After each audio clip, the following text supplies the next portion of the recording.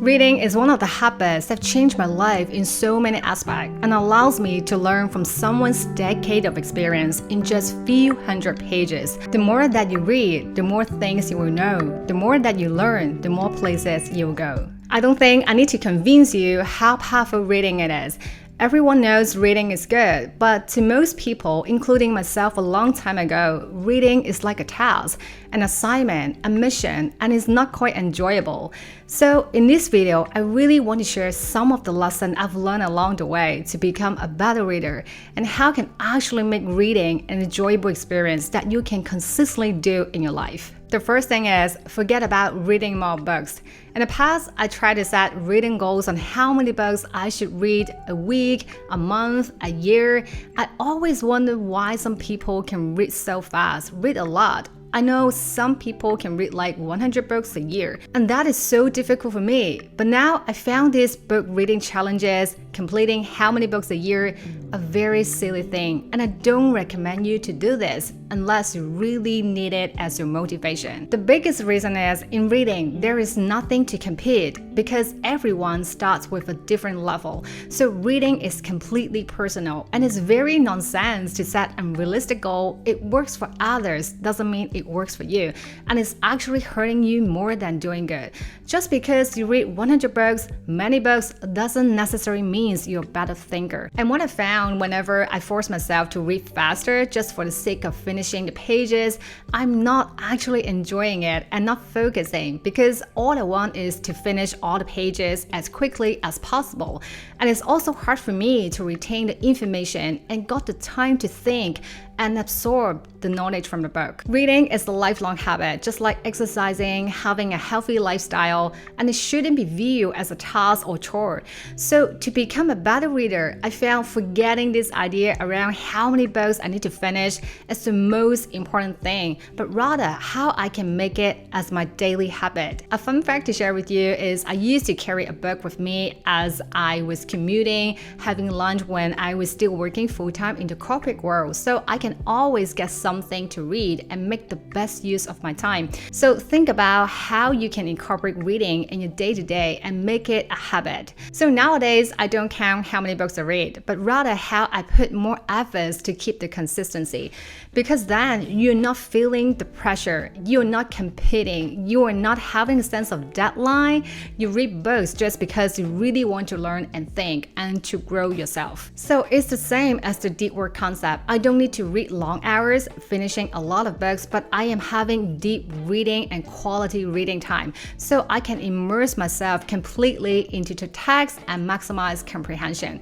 And there is nothing to rush. And to have this kind of focus and quality reading time, I found having a comfortable place and time when I'm not being distracted is very key, because reading is actually a thinking process. You are recalling your existing knowledge, but at the same time, you're absorbing something new. For myself, it's usually in the evening. I seldom read in the morning because that time I prioritize other deep working tasks. I enjoy reading on a couch. It's cozy. Find a place where it's highly accessible and you can enjoy reading, not scrolling your phone. Another thing is to read slowly whenever you need to, and particularly for the passages that are new to you. I know lots of people, including myself in the past, are so fascinated by fast reading techniques like scanning, skimming, and while these techniques are useful, what I realized the only way to read faster while still able to comprehend information is to read a lot. And ironically, read a lot doesn't refer to just the amount of book you finish, but actually the amount of quality reading that you have. So you can train your brain to recognize similar themes and patterns faster and be more sensitive to the knowledge that you aren't familiar with. So you need to have more deep reading first before you can get the benefits from all those fast reading techniques. Just like you need to learn how to walk properly before you can run. Does that make sense? So when you read slowly, you are giving your mind space to think and recall from what you've known and form a cognitive process. But if you just skim through it while you actually aren't familiar with the topic, you don't have any background information, you don't have the time to process, and you just try to mindlessly absorb every text that is in front of you. That is not helpful. For example, this book about leadership theory and practice, for this chapter about servant leadership, because I already got a general idea about what is servant leadership, so I would just scan through the background and still able to recognizing anything that I don't know. And then I would spend more time deep reading the characteristic sections.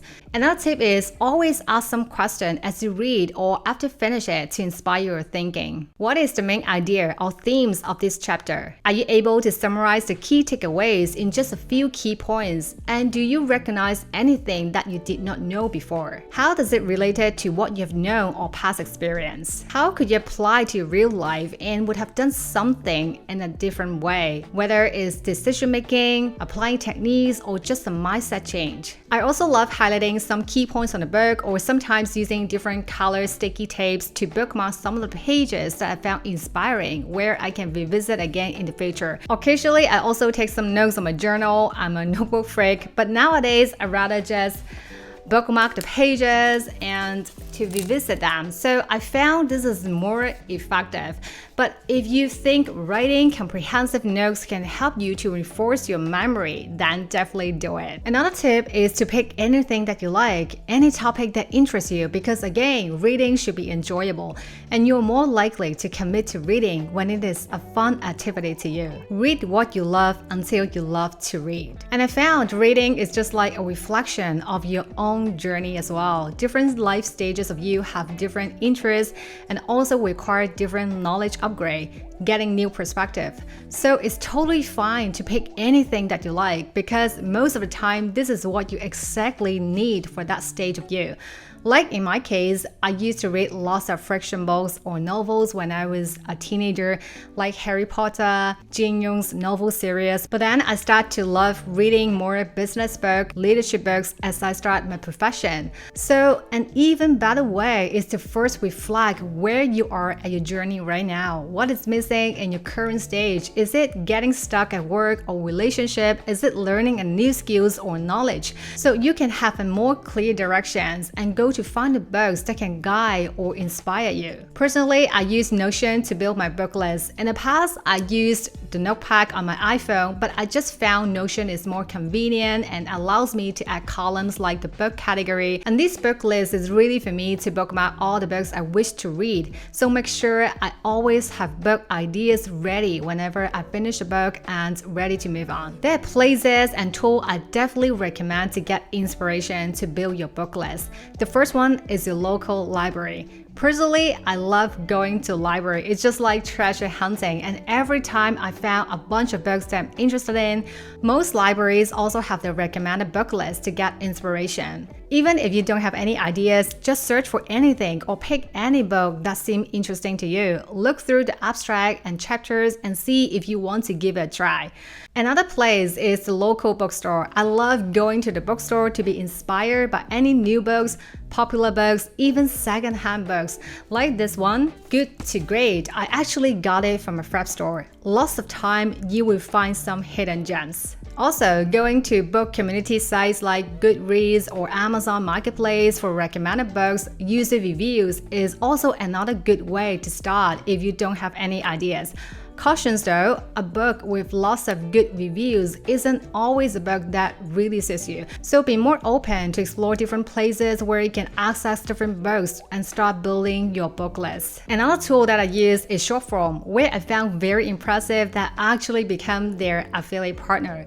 So Shortform gives me lots of great book summaries and commentaries for non-fiction books and helps me to understand the book's ideas more effectively. And this is particularly useful whenever I come across new books or any interesting books, so I can grasp the idea faster when I'm deciding whether to start or not. Like this one, $1 Million Weekend is pretty new and an interesting book to me. Then I'll just go to Shortform to read through the one-page summary before I get the book for a deep dive. Another way I use it is when I want to quickly revisit the key themes, concepts from the books that I've read. Like this one, The Tipping Point. So a great classic for business or psychology. I can quickly retain the key ideas from the one-page summary and the full book guide.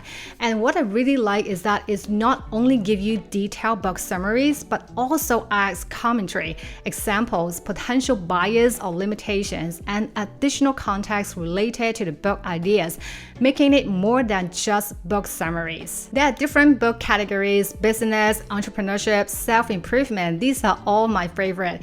And now you can get a free trial of unlimited access and get an additional 20% discount on the annual subscription through my special link. I will include it below. Definitely try it out. Another tip is never get stuck on one single book, but rather read multiple books that you enjoy all at once. In the past, I forced myself to read a book from start to finish before I could move on to another book, but I realized this made reading less enjoyable and actually is not good for my thinking. So now I always read multiple books at the same time, probably around 3 to 4, no more than 5, but I think there's not a fixed limit to that. It's completely personal. So perhaps today I want to read a business strategy book, and tomorrow I may continue another book that I have started, perhaps a parenting book. And I found this make reading much more enjoyable because I can always depend on my mood for that day and the state of mind to pick the book that I feel like reading. Also, remember, it's absolutely fine to drop a book whenever you don't find anything insightful or you're not being inspired by the book, and you should just move on. An example is a book that I recently read called Contagious. It's a book about storytelling. It's recommended by most people, but to be honest, I'm not getting anything useful. I would say it may be useful for someone who is new to marketing, but for me, who has been working in the field for a long time, I just can't get anything new. Whenever I feel bored, I would try to go through the chapters again and see if I can jump to another chapter that may seem interesting to me and give it one more chance. But if I confirm I'm not getting anything, I would just drop it and start a new one. A book is not for everyone. Sometimes you may find it too easy that you get nothing new, or too difficult that you don't enjoy, and that's okay. And never feel there is an obligation to read from start to finish, because after all, the most important thing is get yourself to enjoy reading. It should be fun. It should be helping you to grow and be a better thinker. Otherwise, it won't last. So never feel pressure. Whenever you feel pressure to read, it's a very unhealthy signal, and it means something goes wrong. And don't just read the book content, but also learn about the book author. Every time I start a new book, I will learn the story, backgrounds, values, what kind of experience they had, the purpose or motivation behind writing the book. Just like you're listening to a new song, you also want to know more about the musicians. And I found this way I can have a more complete understanding when I read the book and be inspired. And this also helps me to evaluate the potential bias in the book content, because every human is different. Sometimes you also need to judge if the view is healthy or not. And surprisingly, I found it also helps me to retain the book content better and be able to connect the concepts from the book to the author's experience. The last thing I'm going to share is great book worth getting a copy and revisiting. Just like a good old friend, you don't want to just meet them once in life, but you really want to connect with them at certain points whenever you need them or you miss them. And when you read the book again, oftentimes you will have a different experience because you have also grown, you have gained new life experience, and so you will have a new perspective when you're revisiting the same book again. I hope you enjoyed this video and realize that reading can be fun, can be enjoyable, and it should be a habit that you're willing to spend efforts on consistently. If you want to be a better version of yourself, also check out my other videos about different personal growth topics. I'll see you next time.